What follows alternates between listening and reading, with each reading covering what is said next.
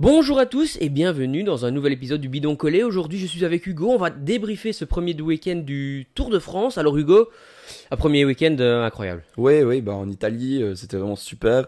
On a pris du plaisir, rien que sur les spectateurs, les paysages. On est passé même sur le parcours du championnat du monde 2020, je pense. Ouais, à Imola quand Ouais, Alaphilippe avait gagné, ouais c'est ça. devant Wout van Aert, je pense. Donc franchement, c'était super, des superbes images et un public au rendez-vous comme toujours en Italie. Ouais, deux victoires françaises déjà, une bagarre pour le classement général, des coureurs qui ont été déjà deux fois dans l'échappée, on a une bataille tactique, on a vraiment de tout ce qu'on aurait pu avoir, on l'a eu. Vraiment Hugo, allez peut-être un petit mot déjà sur un classement général qui est déjà prononcé, où on a déjà des enseignements. Bah, on a des perdants, c'est déjà enfin, en 2 jours. Peut-être pas perdre le tour entièrement, mais des indications. Peut-être parler de Roglic qui est pas au niveau que l'on attendait, surtout toi, je pense, que Ouais, tout à fait. tu le voyais vraiment mieux. Personnellement, moi, je voyais Bernal aussi un peu mieux. Il y a des coureurs qui ont un peu perdu du temps. Maintenant, de ce que j'ai vu, moi, il y en a deux coureurs qui sont vraiment au-dessus du lot. Pogacar, Vingegaard, honnêtement. Remco est peut-être avec Carapace un peu derrière, mais l'attaque de Pogacar, moi, m'a impressionné. Et là où j'aimerais bien te poser une question, c'est est-ce que tu crois que Vingegaard n'est pas au-dessus de Pogacar? Parce que on est un peu sur le terrain de Pogacar et il a réussi à suivre Pogacar et revenir sur lui assez facilement, j'ai envie de dire. Ouais, alors là où j'ai envie de revenir, c'est tout simplement que Vingegaard me rassure, il est au niveau où il doit être, ça c'est une très très bonne chose, pour en tout cas pouvoir gagner le Tour de France. Maintenant on va voir, le Tour de France c'est long, Ouais, on verra un peu comment ça va aller au fur et à mesure du temps. Un peu la même stratégie que l'année passée, il est hésitant pour passer, il a quand même pris des ouais, relais, j'allais dire. mais voilà, je pense pas qu'il était à 200%. C'est vrai que Pogacar doit distancer s'il veut gagner le tour sur ce genre de parcours Jonas Vingegaard. Il l'a pas fait aujourd'hui, donc c'est un premier renseignement. Et au niveau de l'équipe, est-ce que tu trouves pas que Vingegaard est un peu esselé trop vite, trop tout seul? Ouais, alors au niveau des équipes, j'ai trouvé deux problèmes pour Bien. Visma et pour UAE. J'ai trouvé des équipes qui sont construites de manière un peu particulière, complètement à l'opposé. Visma, on le sait, c'est certains coureurs qui n'étaient pas prévus pour le tour, qui le sont finalement. UAE, c'est peut-être sur la première étape où là j'étais un peu déçu, puisque une fois que Wellens a fini son travail, il restait plus que les quatre grands leaders de l'équipe. Et c'est un peu trop tôt, malheureusement, dans les premières étapes pour se mettre au service de Pogacar à 50, 60 km de l'arrivée parce qu'alors ils brûlent leur carte. Je sais pas ce que toi tu as pensé, mais est-ce que, ouais, peut-être Visma d'abord, toi est-ce que ça te tracasse?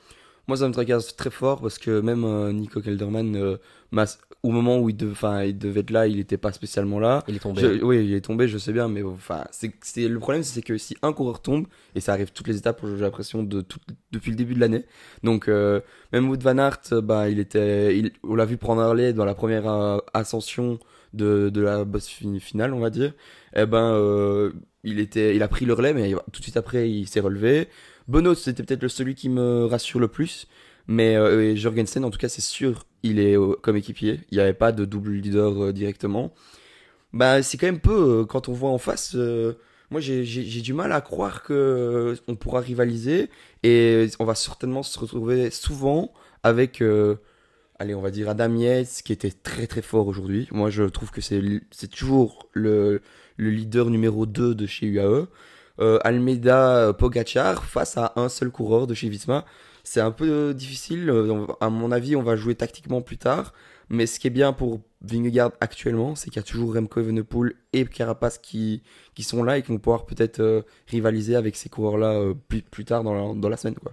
Oui, tout à fait. Carapace, comme chaque année, on va dire, il est très fort sur les étapes de punch, champion olympique sortant. Remco, vainqueur de Liège-Bastogne-Liège, ce sont des parcours qu'ils apprécient. Sans Sébastien aussi en San plus, hein. Sébastien également. Remco, un peu en dedans, mais je pense qu'il a peur de faire des efforts un peu inutiles. Et je pense que finalement, bah, on le voit, c'est un des meilleurs rouleurs du monde, c'est le meilleur rouleur du monde. Et dès que bah, dans les descentes techniques comme celle-là, l'air de rien, pour un coureur qui n'est pas le plus grand des défenseurs, des descendeurs, pardon, Ouais. bah, finalement, il s'en tire vraiment pas mal. Ce qui me rassure aussi pour Remco, par contre, bah, c'est son équipe, puisque Landa est quand même pas très loin, il n'a pas semblé vraiment en très très grosse difficulté. Il était vraiment au même niveau que des coureurs comme Almeida, comme Ouais. Ayuso, et même Bernal. que Roglic, Rodriguez, qui perd déjà une vingtaine de secondes aujourd'hui. Donc c'est quand même, allez, c'est quand même un peu, c'est important en tout cas de Bah, voir que Remco, maillot ouais. blanc, et a déjà un pied vers le podium, en tout cas sur des étapes un peu comme celle-ci. En tout cas, c'est pas fini parce que je pense que c'est une étape qui lui convient super bien, ça, à Remco aujourd'hui. Ça convient aussi bien normalement à Roglic. C'est ça que je pense que les grands perdants aujourd'hui, c'est bah, Ineos et Bora, les deux gros collectifs. Ineos qui n'a pas vraiment eu de chance avec De Plus, etc. Donc, je sais pas. En tout cas, personnellement, Remco Evenepoel, moi, il m'a rassuré et en tout cas, il m'a donné des émotions sur la fin. Et j'étais debout, j'avais envie de me lever pour lui dire, allez, reviens sur Pogacar. Et en plus, il pouvait peut-être prendre le maillot. Donc, en tant que Belge, on est quand même tous derrière lui et on espère qu'il va faire un podium. Maintenant, personnellement, moi. Je pense que les deux autres sont au-dessus du lot. Par contre, pour la troisième place, là, il vient de faire vraiment un grand pas, comme tu l'as dit.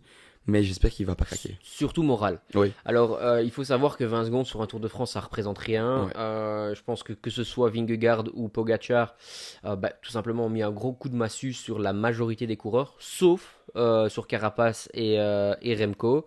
Donc voilà, c'est très très positif. Roglic, j'espère qu'il va monter en puissance parce que si il est à ce niveau-là, bah, au-dessus de la bosse, il était même pas avec le groupe. Il est revenu par la suite. Les coureurs chez Ineos, bah, Thomas, c'est fini le général déjà. De plus, bah, aussi, parce qu'il a souffert d'une chute. Finalement, Jürgensen est tombé. Ça n'a pas eu de gros impacts. On le voit. Ça clarifie la hiérarchie chez Visma.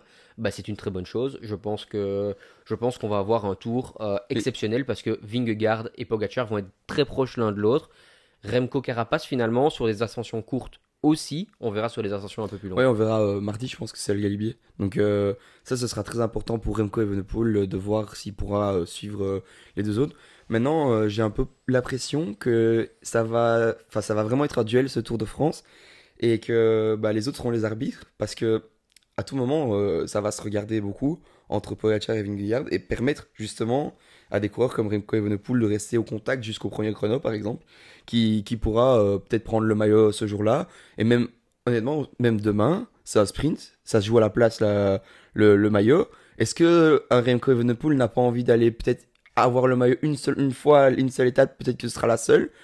Moi, personnellement, pour avoir un maillot, je tente de faire enfin, pas le sprint, mais de prendre pas trop de risques non plus, mais d'essayer de le mieux placer Ouais, possible à l'arrivée. tu as raison, tu as Mais raison. ma question, moi, c'est est-ce que tu penses que Pogacar, enfin non, plutôt Vingegaard, a un ascendant psychologique sur Pogacar, vu qu'il a gagné les deux dernières fois, et qu'il a réussi à suivre sur son terrain enfin, Pogacar assez facilement, j'ai envie de dire. Non, je pense que Pogacar est dans une surconfiance. Je pense que son équipe est vraiment là aussi, parce que l'air de rien, même si bah, je dis qu'il y a un problème de structure et peut-être de hiérarchie dans l'équipe, bah, là, aujourd'hui, c'est un peu clarifié les choses. Ici, bah, c'est Pogacar qui est le meilleur coureur du monde. Adam Yates n'aura aucune difficulté tout au long du tour à se sacrifier. Aujourd'hui, il était peut-être le coureur le plus fort avec Pogacar et Vingegaard. Donc, non, je pense que psychologiquement, Pogacar, ben, je pense qu'il doit être un monstre. Donc, je pense pas qu'il doit être affecté par ça. Je pense qu'il s'y attendait parce que si Vingegaard est sur le tour, ben, il y a une raison, c'est qu'il veut gagner le tour. Il vient pas pour gagner des étapes ou faire un top 5.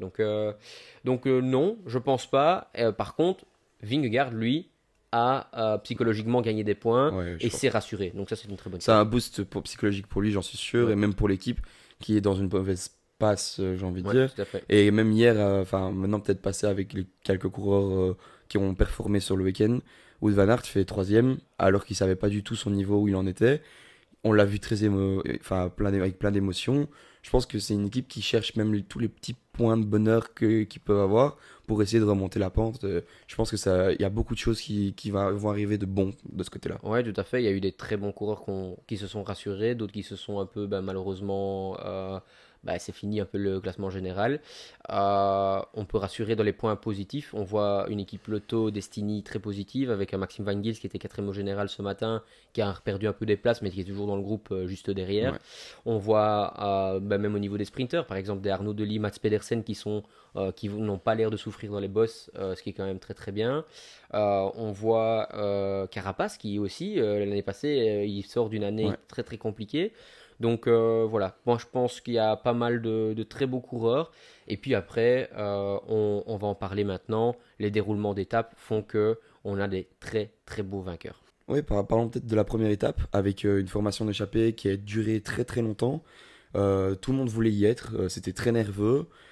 Il y a un premier groupe qui sort avec pas mal d'équipes représentées, mais il y avait des équipes piégées, dont Uno X et Trek, mais je pense que Trek ne voulait pas spécialement être devant, et qui ont su rentrer avec Abrahamsen et Gibbons, je Ouais, pense, Gibbons, ouais, c'est ça. qui sont revenus. Donc déjà un très gros effort d'Abrahamsen. Et après on a eu une bataille les points des grappeurs qui Ouais. était magnifique. Ouais, Izagirre, Abramsen, ce sont vraiment les deux coureurs qui ont été les plus impressionnants, en tout cas pour la bataille des points. Izagirre au début avait un ascendant sur Ouais. Abramsen, et de manière assez étonnante, finalement, Abramsen a été plus long sur la durée et plus fort sur la durée. Et alors là, déjà, on se dit, Uno X a déjà réussi un premier pari, puisque on s'en va vers un maillot à poids qui pourrait être Abramsen. Et pour une équipe invitée sur le tour, c'est toujours une très bonne chose. Ouais, mais ce duel est devenu un duel, Un trio. un trio, ouais, parce que Madouas, après, mettait vraiment en danger les chances de Abrahamsen d'avoir le maillot à poids. Heureusement pour Abrahamsen, il n'a pas su suivre les deux DSM sur la fin de l'étape, mais honnêtement, à de peu, ça se jouait, et je pense que Abrahamsen avait vraiment coché cet objectif-là, parce que déjà, le lendemain, tout était préparé, chaussettes, vélo, enfin, tout était nickel. Je pense que c'était dans sa tête depuis déjà quelques semaines, et bah tant mieux, franchement, les gens qui jouent le maillot à poids comme ça fait plaisir, et encore sur la fin de la deuxième étape, il l'a fait. Peut-être parler aussi du maillot, du sprint intermédiaire. Ouais, c'est ça. Abramsen, il veut tout gagner. Il veut en tout cas tout jouer. Il a aussi fait le sprint intermédiaire. Malheureusement, il ne gagne pas le sprint intermédiaire. Je ne sais plus trop Oui. qui le gagne. Mais finalement, il fait deuxième et il prend des points assez importants pour la deuxième étape. On va en revenir dans quelques instants. Derrière cette échappée, finalement, une équipe piégée. C'est l'équipe EF. Mais je ne sais pas s'ils sont vraiment piégés parce que je pense que c'est un choix de ne pas aller dans l'échappée. Et puis après, ils ont couru un peu à contre-courant. Hugo, une équipe EF construite pour vraiment aller chasser des étapes dans ce genre d'échappée. Est-ce que tu as compris qu'ils n'ont pas mis des coureurs comme Rui Costa, Nelson Paules ou d'autres coureurs dans cette échappée, sachant qu'en cas d'arrivée massive, ils ont un Marijn Vandenberg, mais finalement l'étape était quand même un peu trop dure pour Ouais. Marijn Vandenberg. Alors, je vais faire l'avocat du diable. Je suis pas d'accord avec ce qu'ils ont fait, etc. Mais je vais essayer de trouver des points positifs sur leur tactique, je pense. Je pense que Bettiol est très en forme et ils ont voulu jouer cette carte-là. Ils ont peut-être voulu essayer de jouer sur sa pointe de vitesse qui est peut-être pas la meilleure, mais je pense qu'ils voulaient pas avoir des Pedersen et des Wout van Aert à la fin de l'étape. Je pense pas que c'était l'objectif. Maintenant, ça a été une étape assez compliquée avec Bardet qui a attaqué. Je pense qu'ils ont un peu paniqué. C'est pour ça qu'ils ont voulu mettre Benili aussi devant. Et malheureusement, il n'a pas fait l'effort de Bardet. Il n'était pas aussi fort. Donc, si Benili c'est Bardet, on peut y crier au génie et dire que c'était super bien joué. Malheureusement, c'était pas assez fort. Et Bettiol n'était pas aussi rapide peut-être que c'était prévu.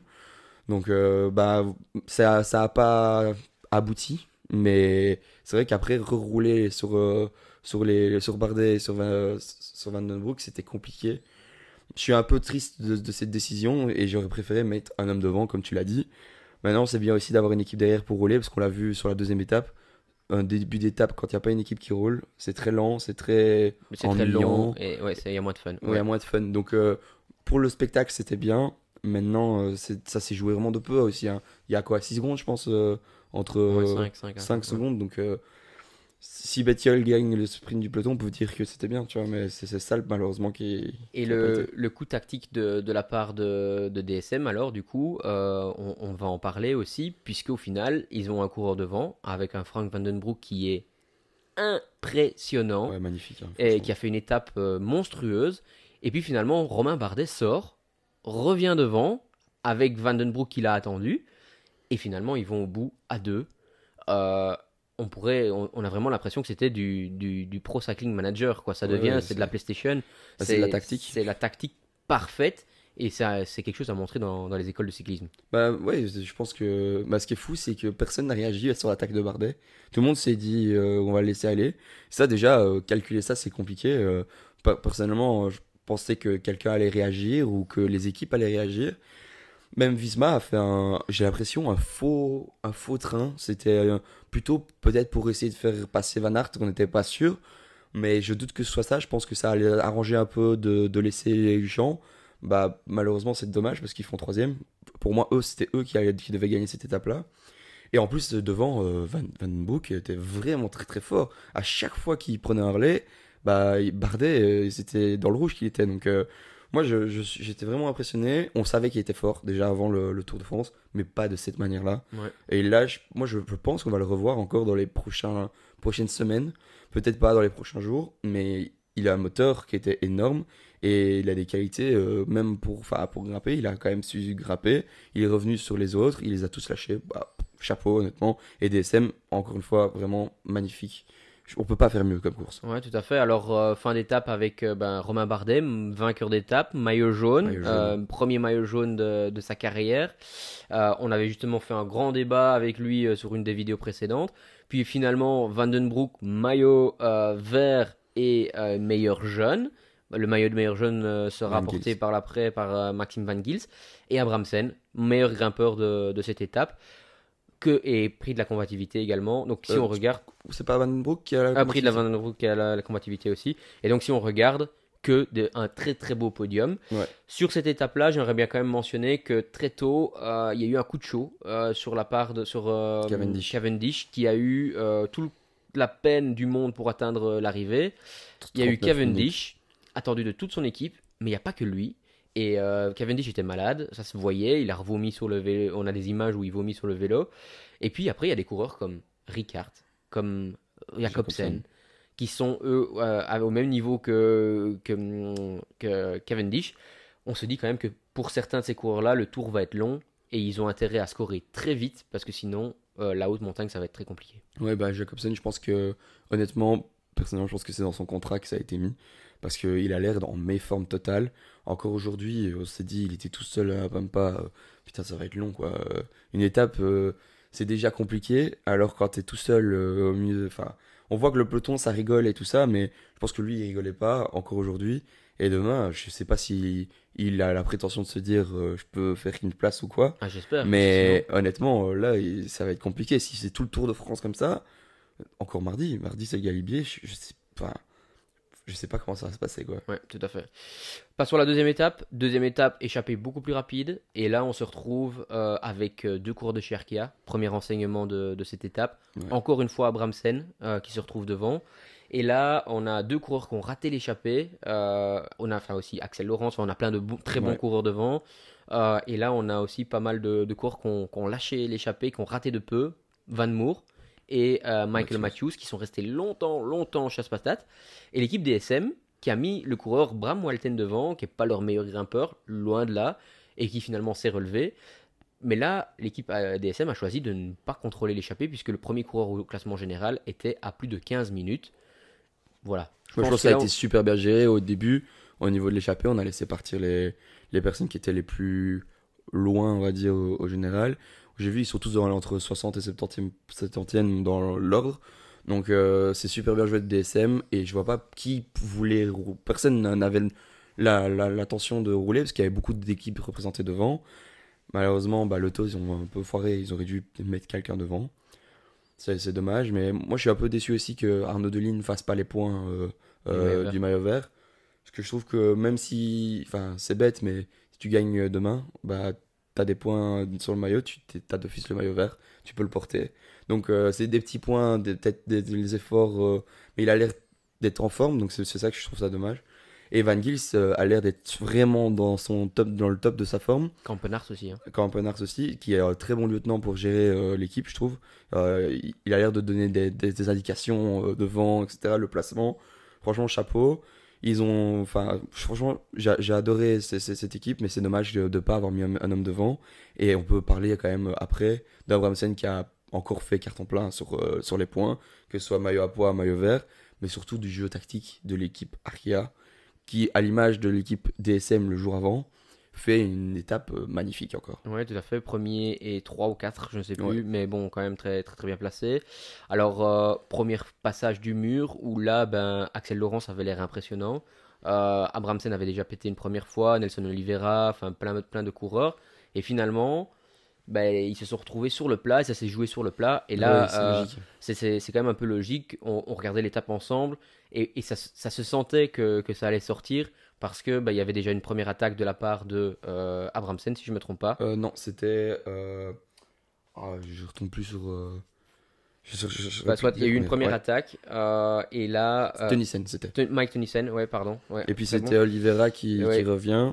Et ensuite, ben, ça s'est un peu, enfin, ça s'est un peu regardé derrière, ce qui est totalement logique. Quand on est dans cette situation-là, on a envie de faire le moins d'efforts possible, essayer qu'on se fasse ramener plutôt que ramener les autres. Et à ce jeu-là, bah, ceux qui ont gagné, c'est ceux qui ont attaqué. Et c'est Abrahamsen qui, franchement, honnêtement, je le redis et je le redirai certainement souvent. C'est un monstre, c'est une machine à rouler, il est impressionnant et on rêverait tous d'avoir sa force, je pense. c'est sûr. Et Oliveira qui a super bien joué aussi, hein, et c'est lui qui a attaqué. Tactiquement Ouais. parfait. Ouais. Mais Et Vauquelin, Arkea, puisqu'ils par sont contre, à deux. ouais. Ouais, parce que je pense que ce soit Vauquelin ou Rodriguez, dans la situation, s'ils se retrouvaient devant, ils auraient été les deux plus forts grimpeurs Ouais. avec les coureurs qui étaient devant. Donc, très très belle étape de leur part. Mais Vauquelin, on avait quand même plus de points d'interrogation parce que le jour avant, il perd du temps. C'est peut-être pour ça aussi qu'il a pu jouer sa carte aujourd'hui. C'était peut-être calculé, je sais pas. Ouais. Mais moi, je le voyais plutôt faire le classement général, donc c'est pour ça que je suis surpris. Ouais, Mais bon, on en avait un peu parlé, je pensais que ça allait être le meilleur français au classement général. Bah finalement il le sera peut-être puisqu'au fur et à mesure des étapes il va peut-être reprendre du temps. ouais. Mais non, malheureusement il avait à mon avis prévu d'être devant pour cette étape Mais il a fait une depuis dernière longtemps. ascension Ouais. magnifique, honnêtement. Bah, on peut pas faire mieux. Et puis, il l'a su très tôt. C'était très vite fini dans cette ascension. Et quand on arrive sur le sommet et qu'on voit Bransen qui se fait reprendre par le groupe derrière, bah là, c'est sûr et certain que c'est la fin. Et en plus, à la fin, il arrive quand même à ressortir de ce groupe à Bransen. Enfin, plein de surprises, cet homme-là. Mais il fait 2. Et derrière, je pense que c'est son équipier Rodriguez qui fait 3. L'équipier de Vauclin. Ouais. Après un week-end extraordinaire, Hugo, 2 étapes magiques. C'est pour ça qu'on aime le Tour de France. C'est la plus grande course au monde. Il y a les plus grandes stars du monde. Dans les plus grandes stars du monde, est-ce qu'il y a des personnes qui t'ont déçu sur leur classement, sur leur attitude sur cette course? Ben, il y a tout d'abord peut-être allez, Louis Meintjes qui a été peut-être le grand perdant, on va dire, parce que c'est celui qui est le plus loin au général des coureurs qui pourraient le jouer. Euh, je suis un peu déçu, enfin c'est fort de dire ça, mais de Bardet, je l'ai vu tard, enfin sur la deuxième étape, je parle, tard commencer à rouler parce que je pense qu'il était à bloc, je pense, hein, mais je pensais qu'avec ce maillot jaune, il allait plutôt transcender et de pouvoir suivre les meilleurs. Et évidemment, de Roglic, quand même, qui a l'air d'être pas totalement dans sa forme de sa vie. Donc, il a déjà été beaucoup mieux que ça. Et la différence de niveau a l'air énorme par rapport aux deux autres. Donc, Ouais, moi il y a l'équipe Ineos aussi que je mettais vraiment en avant ce tour. ouais. Bah, finalement, ils sont plutôt dans les derniers du groupe plutôt que l'avant du groupe. Peut-être pas dans le classement, mais dans l'impression visuelle. Pour moi, c'est vraiment la grosse déception. Et puis, le contingent français du classement général, il ne reste plus déjà que Guillaume Martin, qui pourrait éventuellement jouer le classement général. C'est fini. Godu lâché. Lenny Martinez, je m'y attendais à ce qu'il ne joue pas le classement général. Mais de là à être lâché avant Arnaud Delis dans certaines étapes, bah, c'est quand même un peu anormal. Donc voilà, moi c'est vraiment ça qui m'ennuie un peu. Mais pour le reste, Vraiment, moi, ce que je veux vraiment mettre en avant, par contre, c'est ce parcours Ouais. qui a bougé beaucoup de chutes inutiles, puisque dans un tour, en général, les premières étapes, c'est souvent tout plat, il y a beaucoup de nervosité et on se retrouve avec des chutes non-stop. On n'en a quasi pas vu aujourd'hui. Enfin, si, on a vu Jorgensen et Van Aert qui sont tombés, mais ça représente, et le plus, Et c'est malheureusement. peut-être grâce à ça que l'échappée va au Ouais, bout, d'ailleurs. ouais, tout à fait. Et donc voilà, moi c'est un grand chapeau à ASO, un grand chapeau aussi aux Italiens qui ont fait un accueil extraordinaire dans cette montée, le monde qu'il y avait à Incroyable. l'arrivée. Enfin voilà, Hugo, tu le sais, je suis plutôt un homme de classique, mais là, je suis conquis par ce Tour de France. Non, ouais, c'est sûr, c'était incroyable. Le public et tout ça. Personnellement, moi, je préfère, enfin, je préfère n'importe quel, enfin, l'Italie que n'importe quel autre pays pour faire des courses cyclistes, même que la Belgique ou que la Ah France. ouais, que la Belgique aussi. Bah, ouais, je pense que c'est encore une autre ferveur et une autre, c'est encore autre chose que la Belgique. Maintenant, le pays du vélo, c'est la Belgique, hein, je pense. Mais c'est des paysages qu'on n'a pas ici, nous. C'est aller des infrastructures différentes et des monuments différents. Quand on regarde le Tour de France, bah, on regarde souvent, j'avais vu une stat, je pense que c'était 60% qui était du paysage. Quand on regarde le Tour de France, bah, si on se retrouve dans un pays qui n'a pas de paysage assez agréable à regarder, c'est un peu plus fade. Mais honnêtement, l'Italie, c'est quelque chose et franchement, moi j'ai adoré ça. Et en plus, les coureurs nous ont parce qu'on dit toujours le parcours, mais les coureurs ont fait en sorte que le parcours soit enfin, agréable à suivre. Donc, franchement, chapeau à SO, chapeau aux coureurs, et je me réjouis de voir les 3 prochaines semaines, quoi. Alors, deux questions pour toi, et puis après on va s'en arrêter là. Qui va gagner le Tour?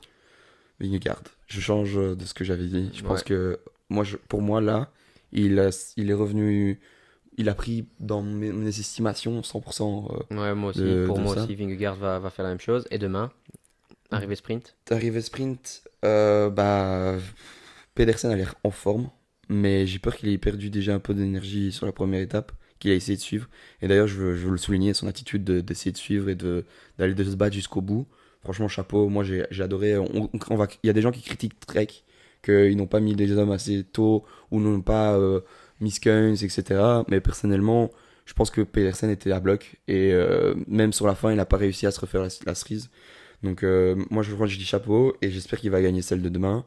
Mais si je dois faire mon prono, je mets Groenewegen. Ok, moi je pense qu'Arnaud Delis va gagner parce qu'il a l'air vraiment, vraiment très fort. Eh ben merci Hugo, merci à vous. On va essayer de faire quelques petites capsules comme ça de temps en temps après des étapes. On peut pas vous promettre de faire ça tous les jours malheureusement, mais on va essayer de faire un maximum. Ouais. En tout cas, vous dans les commentaires, qu'avez-vous trouvé de ce départ de Tour? Est-ce que c'est un des plus beaux de ces dernières années? Ouais. Question, ça je peux pas y répondre. Mais en tout cas aussi, donnez-nous votre pronostic, votre top 10 peut-être, et on commentera peut-être nos top 10 par la suite également dans les commentaires. Merci Hugo, merci à vous et à bientôt.